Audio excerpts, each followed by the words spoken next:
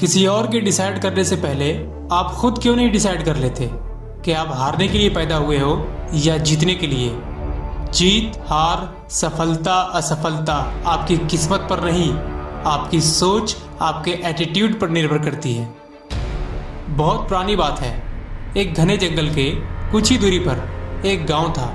उस गांव के सारे लोग हंसी खुशी से अपनी जिंदगी गुजारते थे। अचानक एक दिन जंगल की ओर से एक राक्षस को आते देख उस गांव में भगदड़ मच गई, जिसमें गांव वाले को काफी नुकसान भी हो गया और उन सब के अंदर एक डर सा बन गया।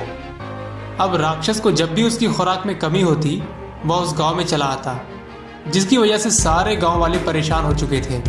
उन्हें कुछ समझ में नहीं आ रहा था कि अब क्या करें। लेकिन उसी गांव में रमेश और सुरेश दो भाई भी रहते थे, जिसमें से सुरेश उसी गांव में रहता था तो रमेश कहीं और। इसी दौरान रमेश अपने भाई सुरेश से मिलने अपने गांव पहुंचा तो उसने देखा कि गांव के सारे लोग डरे और सहमे हुए हैं। उसने सुरेश से पूछा कि भाई लोग इतने डरे हुए क्यों हैं? तो सुरेश ने डरते हुए अपने भाई को बोला, इस जंगल में एक राक्षस है जो हम सभी को बहुत परेशान करता है और हमारी चीज़ों को नुकसान भी पहुंचाता है। तो रमेश ने कहा, तो इसे तुम सब मिलकर मार क्यों नहीं देते? तो गांव वाले ने जवाब दिया कि तुम्हारा दिमाग खराब है। वो इतना बड़ा विशाल शरीर वाला राक्षस है, कोई आम इंसान नहीं। तुम्हारी वजह से हम सब मारे जाएंगे।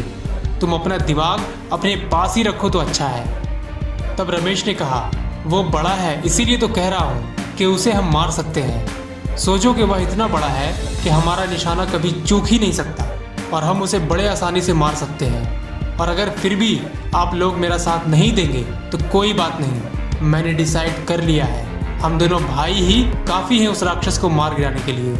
और फिर क्या था, उन दोनों भाइयों को राक्षस के साथ लड़ते देख गांव वाले भी उसका साथ देने आ गए और सब मिलकर उस राक्षस को मार गिराया।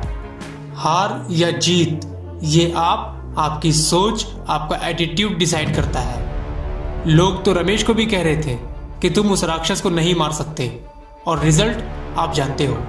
वो काम जो आपके लिए बेहद जरूरी है, जिसकी वजह से आप अपनी लाइफ में आगे बढ़ सकते हो, और उस काम को करने से पहले अगर आप कहते हो कि ये मैं नहीं कर सकता, तो इस बात का दो मतलब है।